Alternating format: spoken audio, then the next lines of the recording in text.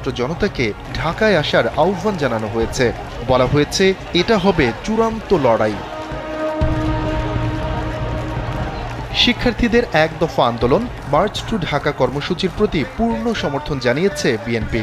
আন্দোলন সফল করতে দেশবাসী সহ বিএনপির নেতাকর্মীদের মাঠে নামার আহ্বান জানিয়েছে দলটি। একই সঙ্গে অন্যান্য রাজনৈতিক দলকে নিজ নিজ এলাকাতেও আন্দোলন চালিয়ে যাওয়ার অনুরোধ করেছে তারা। শুধু বিএনপিই নয়, আন্দোলনরত শিক্ষার্থীদের মার্চ টু ঢাকা কর্মসূচিতে সংহতি জানিয়েছে হেফাজতে ইসলামও। ছাত্র জনতার এক দফার আন্দোলনে দেশবাসীকে সমবেত প্রায় ১০০-র মতো মানুষ নিহত হয়েছেন।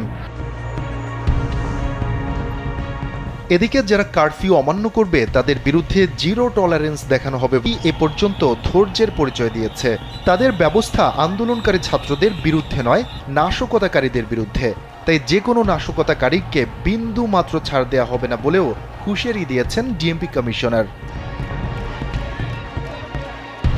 সেনাবাহিনীর পক্ষ থেকে জানানো হয়েছে, আবারও দেশের আইন শৃঙ্খলার অবনতি ঘটায় অনির্দিষ্টকালের জন্য কারফিউ জারি হয়েছে।